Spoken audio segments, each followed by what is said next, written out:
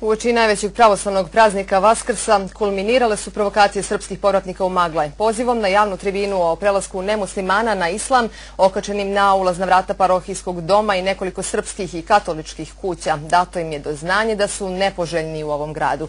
Episkop Zvorničko-Tuzlanski Vasilije pozvao je nadležne da reaguju.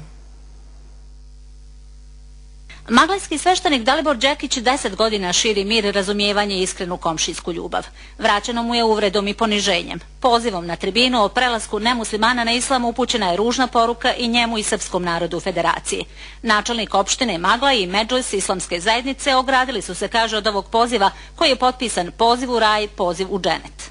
Ja ih molim i zahtijevam od njih, ako to tako, da se javno oglase da ne stoje iza ovoga, jer samo tako će ponovo smiriti uzburkane duhove i vratiti pouzdanje i meni i mojim vjernicima. Ovaj događaj ima veću težinu jer je poziv upućen uoči Vaskrsa, stoji u pismu episkopa Zvorničko-Tuzlanskog Vasilija koje je uputio Mehmedu Mustabašiću, načelniku opštine Maglaj. Episkop je zatražio da nadležni pronađu one koji stoje iza ovoga. Mi osuđujemo ovo što se dešava, kao i svako uznemiravanje bilo kog čovjeka bez obzira kojoj on vjeri ili naciji pripadao. Ne prozivamo nikoga, jer nam nije poznato ko iza ovoga stoji, ali konstatujemo da sve ovo nije nimalo naivno i da ima veoma čudnu i zastrašujuću pozadinu. Član ekspertskog tima za borbu protiv terorizma Dževad Galijašević smatra da iza poziva stoji tešenski lobi.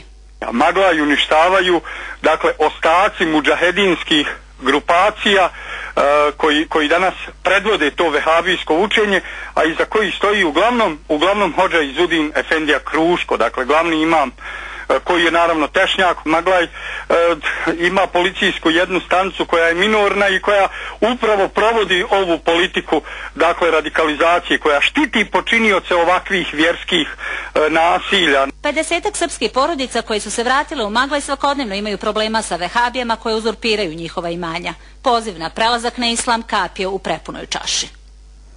A u 3 kantona Federacije BiH tokom prošle godine Srbi, povratnici i njihova imovina napadnuti su čak 125 puta, a čak 101 napad bio je na području Tuzlanskog kantona.